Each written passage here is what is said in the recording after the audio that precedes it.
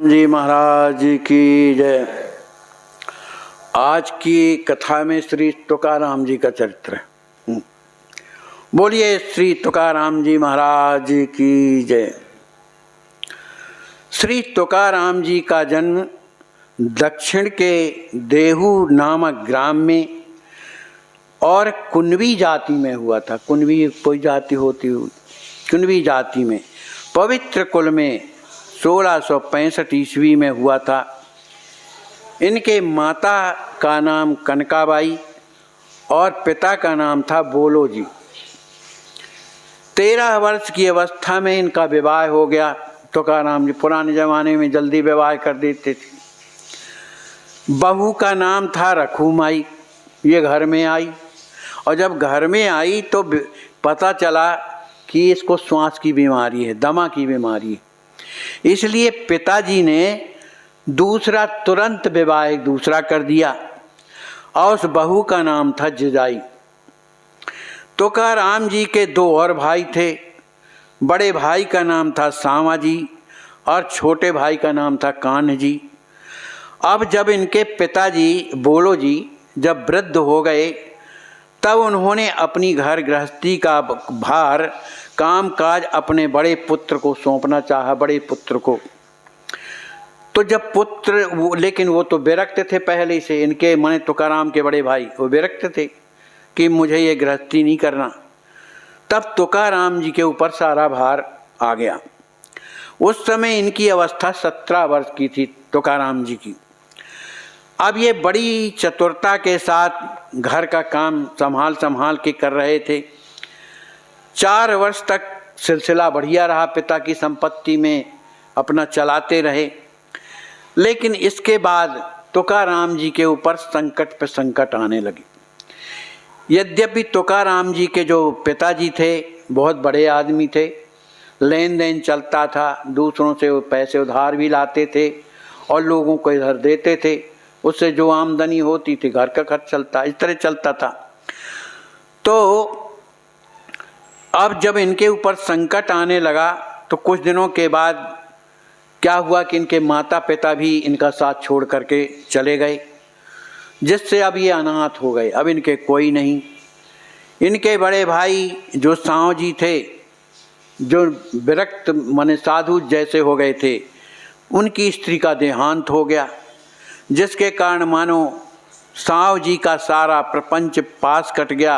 वो पूर्ण विरक्त होकर तीर्थ यात्रा करने लगे। जो उनके बड़े भाई, पत्नी थी, बेचारे रहते थे मन मार करके, लेकिन मन नहीं लगता था, भगवान में लगता था, तो अपना तीर्थ यात्रा में चली। जब पत्नी मर गई उन्हें दुख नहीं हुआ, बड़ी कृपा भगवान की, एक जंजाल कट गया। इस तरह से वो अपना जीवन तीर्थ यात्रा में बिताने लगे। बड़े भाई का छत्र सिर पर न होने से, माने अब उनके कोई बड़े नहीं है, तुकाराम बने होने से उन्हें और कष्ट होने लगा। घर गृहस्थी के कामों में इनका मन चटने लगा। अब कठिनाइयाँ आने लगी।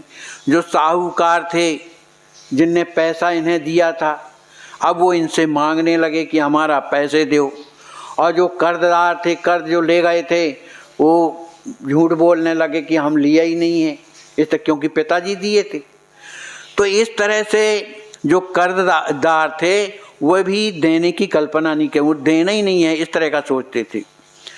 और जो और पाने वाले थे, जिनसे पाना है माने जो जिनसे ले जाते थे, वे पूरा तकाजा करने लगे कि हमने ये सब पटा दिया है तुम्हारे पिताजी के सामने जो तुम लिखे पड़े हो। तो पैतृक जितनी संपत्ति थी, जो आने वाला जो जाने वाला, सबका सब चौपट हो गया। अब परिवार बड़ा था। 2 स्त्रियां उनकी तुकाराम की और एक बच्चा और एक छोटा भाई और बहनें थीं। अब इतने प्राणियों को कमा करके खिलाना अकेले तुकाराम जी के बस की बात नहीं थी। वो अब इनका मन इतना व्यथित हो गया कि संसार में मैं फंस गया हूँ, अब क्या करूँ। तो उन्होंने एक दुकान डाली। अब दुकान जब डाली तो उस दुकान में उनको फ़ायदा नहीं हुआ, नुकसान हुआ। अब नुकसान होने लगा। अब ये दूसरों से कर्जा लेकर के दुकान खोले थे, अब कर्जदार बन गए। अब तो दीवाला इनका खसकने लगा। अब क्या करें। एक बार उनके जो आत्मनीजन थे, जो उनको मानते थे, उन्होंने एक बात रखी। उन्हें एक बार पुनः कर्जा दिया कि लो भाई अपना काम करो, लेकिन ये असफल हो गए। फिर इसके बाद दो एक बार ससुर ने भी इनकी सहायता की, लेकिन परंतु इनके उखड़े पैर जम नहीं रहे थे। होता है भाई, तो इनके पैर नहीं जम रहे थे। अब परिवार भी इन्हें नहीं के बराबर था। पहली स्त्री तो जो पहली थी, जो बीमार रहती थी, वो तो बड़ी साध्वी थी, सौम्य थी, लेकिन दूसरी जो थी वो रात दिन किचकिच करती थी, किचकिच करने वाली थी। घर की यह दशा और बाहर पावने दारों का तगाजा, वो मांगने आते भैया हमारा पैसा दो। आखिर दीवाला निकल गया। तुकाराम जी की सारी साख धूल में मिल गई, इनका दिल टूट गया। फिर भी एक बार हिम्मत करके इन्होंने पैसा कुछ वसूल किया और मिर्चा का धंधा किया। मिर्चा, अब मिर्चा जब खरीद के लाए तो जब बेचने के लिए गए तब उन्हें जो है 2.5 रुपया मिला। अब 2.5 रुपया लेकर के जब चले आ रहे थे तो उन्हें ठगों ने ठग लिया। अब कैसा ठग लिया उन लोगों ने कि पीतल में बढ़िया सोना मढ़ देते हैं, आज भी चलता है। पीतल में थोड़ा थोड़ा सोना लगा देते हैं, उसका पानी, और कहा ये तो सोना है, तुम ये 250 रुपये हमें दे दो, ये सोना ले लो और तुम बड़े आदमी बन जाओगे। अब इन्होंने मान लिया उसकी बात, तो दे दिया और वो लेकर के आए। अब वो सोना तो था ही नहीं। इस तरह से बड़े दुखी हो गए। ये बड़े ही क्षमाशील और सहिष्णु थे। अब इनके यहाँ क्या, खेतों में गन्ना होता था, तो गन्ना जब पक जाता था तब तोड़ करके बाजार में बेचते थे। तो इनकी पत्नी ने कहा, जिजाई ने, जो छोटी थी, वो जब चिड़चिड़ी थी, ज़्यादा लड़ती झगड़ती थी, तो जिजाई ने कहा कि आप ऐसा करो कि अब खाने का जुगाड़ तो कुछ तो है नहीं, खेत से गन्ना काट करके लाओ और उसी को बेचो और उसी से कुछ आवे, तब भोजन हो। तो तुकाराम जी गए और जो पके पके गन्ने थे उनको काट करके और गट्ठर बांध करके चले आ रहे थे। जब तक कुछ लड़के मिल गए छोटे मोटे, अरे हमें एक गन्ना दे दो, हमें एक गन्ना। अरे रुको भाई, वहीं रखा गन्ना, जितना लड़के आए सब एक एक थैया गन्ना ले लिया उन लोगों ने। अब बहुत से लड़के थे, सब गन्ना खत्म हो गया, केवल एक बचा था, उसी को कंधे में धरे हुए चले आए। अब इनकी पत्नी तो देख रही थी कि गन्ना जब लाएंगे तब बेचेंगे, तब फिर उससे मिलेगा कुछ, लेकिन एक ही गन्ना को देख करके उन्हें लगा कि ये जरूर किसी को दे आए, क्योंकि स्वभाव से परिचित थी। तो भूखी थी, उसको बड़ा क्रोध आया। उसने बोला चाला कुछ नहीं, वही गन्ना छुड़ाया और मारा। मनी तुकाराम जी के तो एक गन्ना के 2 टुकड़े हो गए। अब तुकाराम जी को कोई दुख नहीं हुआ। कहा देखो तुम कितनी समझदार हो कि गन्ना एक था और हम 2 थे, तो तुमने कम से कम 2 टुकड़े बना दिया, कितनी बड़ी कृपा है। ऐसा इस तरह से उनके अंदर इतनी क्षमाशीलता थी। एक बार जिजाई ने अपने नाम से रुक्का लिख दिया। पहले रुक्का चलते थे और उसके द्वारा पैसा मिलते थे, तो इनको 200 रुपये दिला दिए तुकाराम जी को। इन्होंने उससे क्या खरीदा, नमक खरीदा, और नमक खरीदा तो फिर 250 रुपये उसमें मिले। लेकिन जैसे ही उन्हें लेकर के चले तो रास्ते में एक अत्यंत गरीब आदमी मिल गया। उसे देख करके दया आ गई। अरे भैया क्या बात है, काहे दुखी बैठे हो भैया? अरे महाराज क्या बताएं, हम तो भूखे मर रहे हैं, हमारे घर में कुछ खाने पीने को नहीं है, लड़के बच्चे भूखे मर रहे। अरे काहे को चिंता करते हो, भगवान ने मुझे दिया है, तुम ही ले लो। 250 रुपया वहीं दे दिया। अब 250 रुपये दे दिया, निश्चिंत हो गए। अब उन्हीं दिनों पूना प्रांत में भयंकर अकाल पड़ा।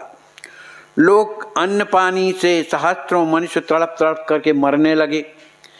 स्त्री के पीछे एक बेटा भी चला गया, एक उनका लड़का था वो भी चला गया।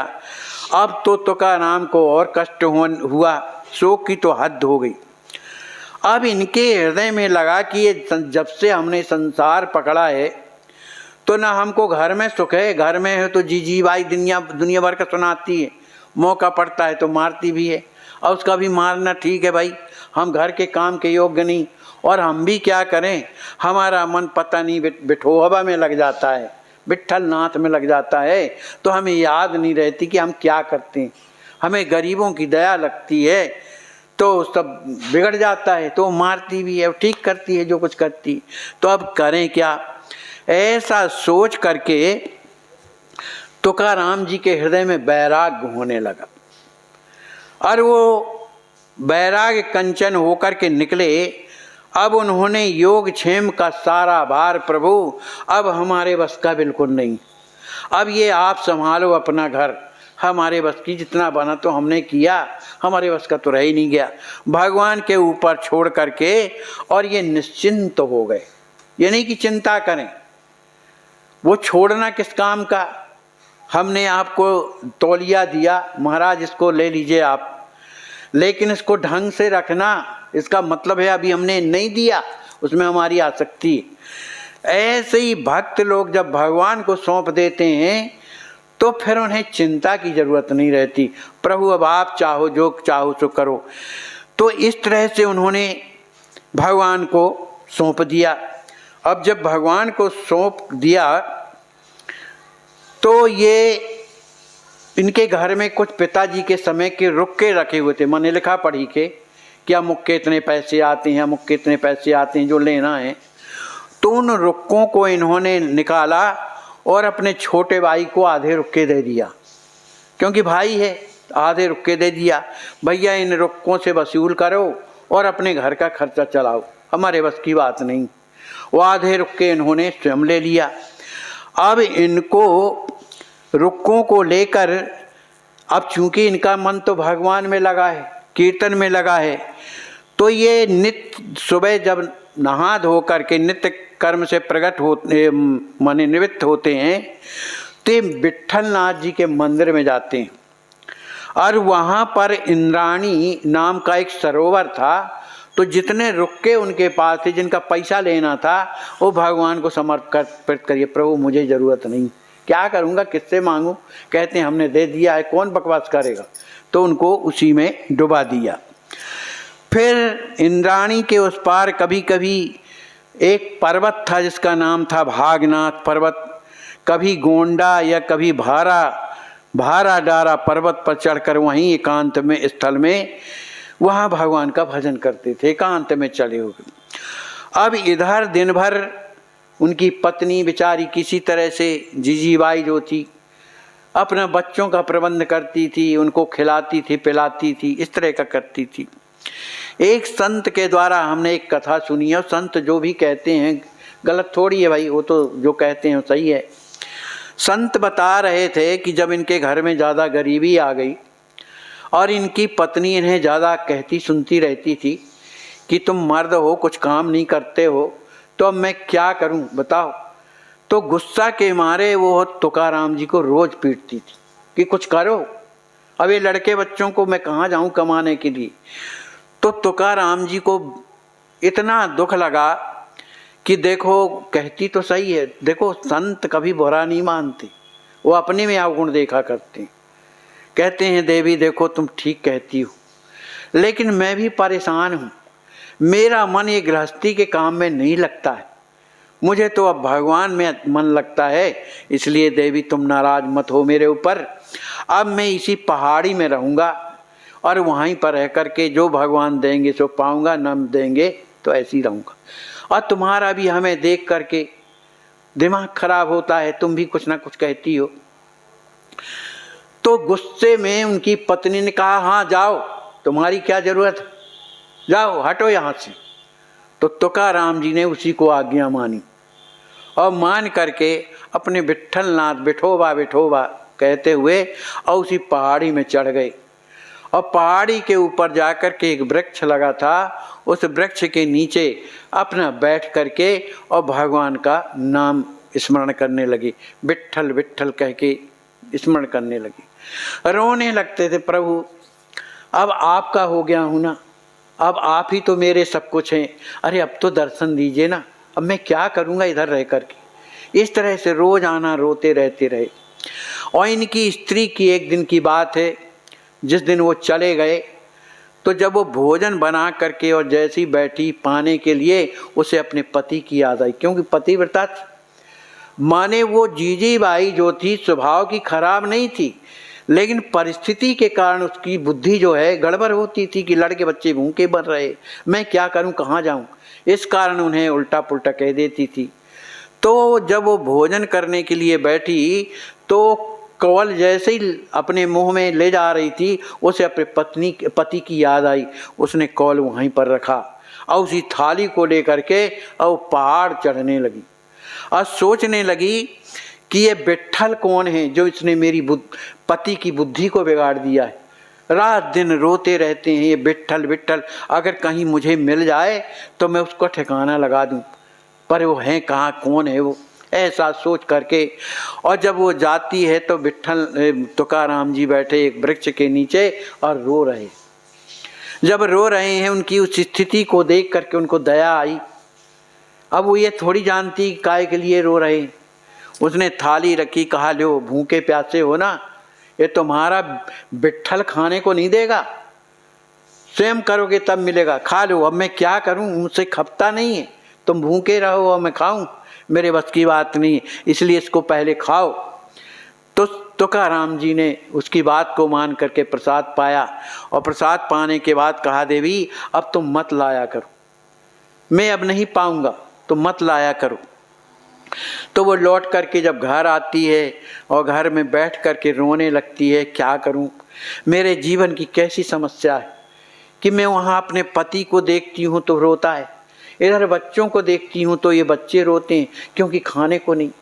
अब मैं क्या करूं तो करूं क्या, ये कौन है जो विट्ठल कहलाता है, इसने मेरा घर बर्बाद कर दिया है, कहीं मिल जाता तो मैं बताऊं उसको।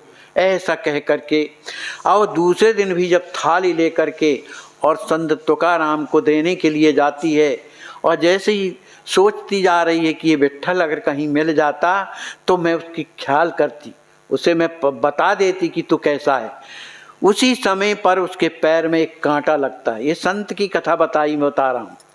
एक कांटा लगता है, वो कांटा ऐसा लगता है कि वो पैर के नीचे से लगा ऊपर तक निकल आया, रक्त की धारा बह रही है, एक हाथ में थाली लिए है और असहनीय पीड़ा हो रही है। वो थाली को नीचे रखा और कांटा निकालना चाहती थी, पर कांटा इतने गहराई से ऊपर निकल गया था कि वो खींचने पर भी नहीं निकल रहा था। कराह रही थी, देख रही थी कि कोई हो तो मेरा कांटा निकाल दे तो मैं ये थाली ले जाके उनको दे दूं। उसी समय पर एक छोटा सा बालक आ गया। अरे माता जी आपको क्या हो गया? अरे कुछ नहीं बेटा, देखो ना एक कांटा लग गया है बेटा। अरे माता जी मैं निकाले देता हूँ, देखो तुम्हें कोई दर्द नहीं होगा। और उस बालक ने जैसे ही हाथ लगाया वो कांटा निकल। माता जी आपको कष्ट हुआ? अरे नहीं बेटा कोई कष्ट नहीं हुआ। अच्छा तो बेटा कहाँ के हो, कौन हो, क्या नाम है तुम्हारा? कहा माता जी मैं वही हूँ विट्ठल, मैं विट्ठल हूँ। अच्छा विट्ठल हो? गुस्सा चढ़ी थी, उनने एक पत्थर उठाया और जैसे ही फेंका उनके ऊपर, भगवान अंतर ध्यान हो गए। अब चूंकि भगवान का स्पर्श, भगवान का दर्शन उसके हृदय में बस गया। अब वही माधुरी मूरत छोटा सा बालक उनके हृदय में जब समा गया, अब तो उसकी स्थिति बदल गई। अरे मैं कैसी हूँ बताओ, वो बालक मेरी सेवा ही तो किया, कांटा निकाला, मुझे मुक्त किया कष्ट थे, और मैं कैसी नीच हूँ जो उसको पत्थर मारा। अरे राम राम कहीं लग ना गया हो, ऐसा सोच करके रोती चली आ रही थी। हाथ में थाल लिए आई। तुकाराम ने देखा कि आज ये देवी तो रो रही है, क्या बात है। तुकाराम के पास थाली रखी और रोने लगी। तो तुकाराम ने कहा देवी क्या हुआ, क्यों रो रही हो? कहा आज मुझे वही मिला है जिसका तुम रात दिन भजन करती हो, और मेरे को उसने कांटा निकाला और मैंने उसको पत्थर मार दिया, तो मुझे लग रहा है कि कहीं उसके लग ना गया हो।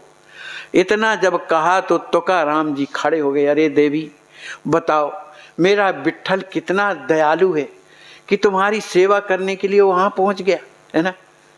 ऐसा कहकर अब तो उनका जीवन ही बदल गया जिजाई का।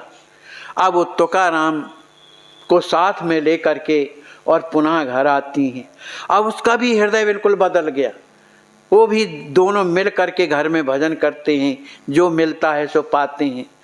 अब लेकिन तुकाराम को ये लगा कि बताओ, इस जीजी माने मेरी पत्नी को तो इन्होंने दर्शन दिया और मैं उनके नाम में पागल दीवाना सब घर द्वार छोड़ा लेकिन उन्होंने मुझे दर्शन नहीं दिया, बड़ा दुख लगा। वे पंढरपुर में जा कर के पंढरीनाथ का जहाँ मंदिर बना था, वहाँ ही इंद्राणी जो है तालाब के पास एक बहुत बड़ा पत्थर पड़ा था, उसी में बैठ गए। ले बिठोबा, जब तक तू दर्शन नहीं देगा ना, ये तुकाराम उठेगा नहीं और ना खाएगा ना पिएगा। इस तरह से 13 दिन भूखे और प्यासे रात दिन रहे आए। आखिर भगवान से न रहा गया, उन्हीं के दरवाजे में पड़े और तुकाराम जी रो रहे हैं। भगवान से जब न रहा गया, भगवान तुकाराम जी के पास पहुँचते हैं। अरे तुकाराम, तुम ऐसा क्यों दुखी हो रहे हो, भूखे कर। अरे प्रभु, अभी क्या करूं। तो भगवान ने, तुकाराम ने जैसे ही दर्शन किया भगवान का, उनके चरणों में गिर गए तुकाराम। तुकाराम को उठा करके और भगवान ने हृदय से लगा लिया, प्यार दिया। इस तरह से इनका जीवन कैसा है हो गया, भगवान में। उनकी पत्नी भी भगवान की भक्ता हो गई। इसके बाद क्या होता है कि जब इनके हृदय में भगवान की जब भक्ति आ गई, तब इनके मुख से अनायास ही कविताएं अपने आप रचित होने लगी, माने अपने आप कविता जो है रचने लगी। और इनके माने जो भी कविता होती थी उसका संग्रह करते जाते थे, उसमें भगवान की ही कृपा मान करके ऐसा सोचते थे। तो पूना से 9 मील दूर बघेली नामक ग्राम में एक वेद वेदांती प्रकांड विद्वान तथा कर्मनिष्ठ ब्राह्मण रहते थे। तो जो विद्वान थे, उनके तुकाराम जी के बारे में पता चला कि ये अभंग बनाते हैं।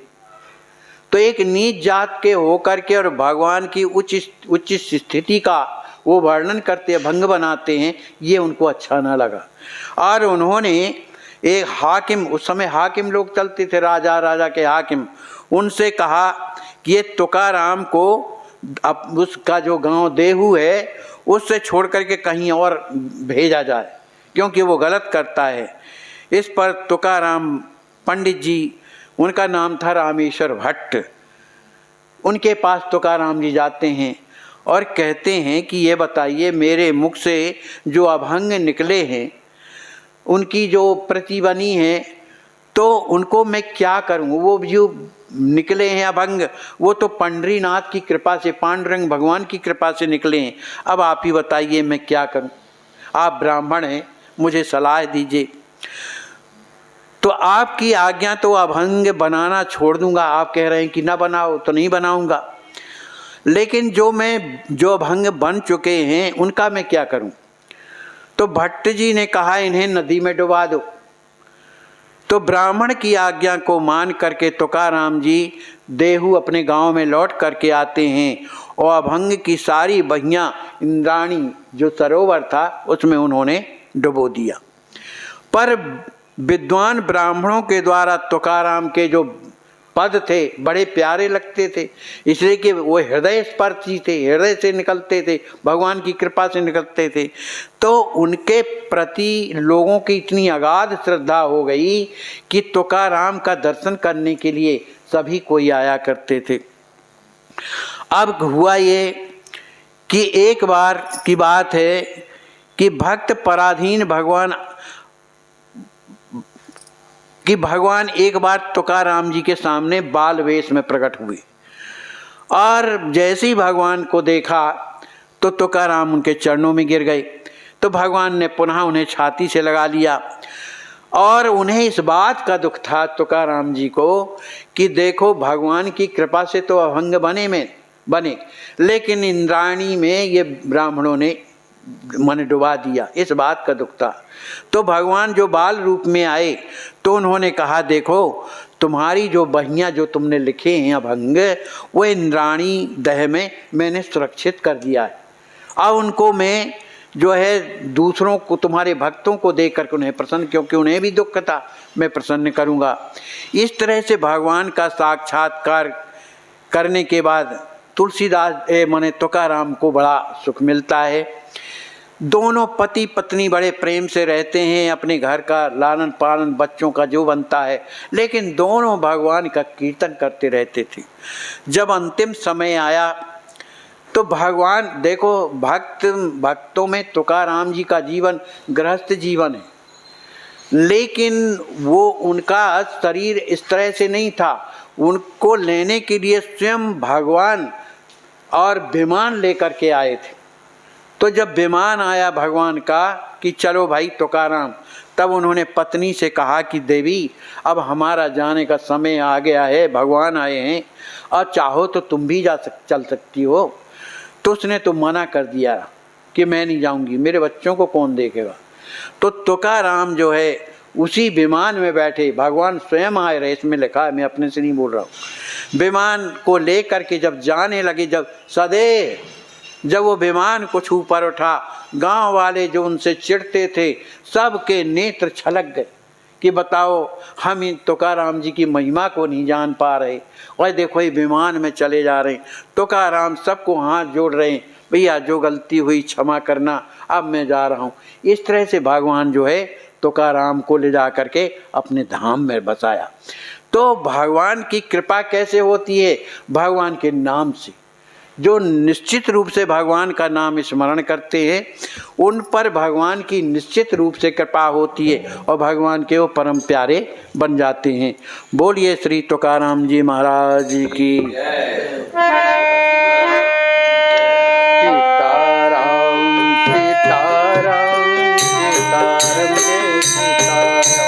सीताराम सीताराम सीताराम जय सीताराम। सीताराम सीताराम सीताराम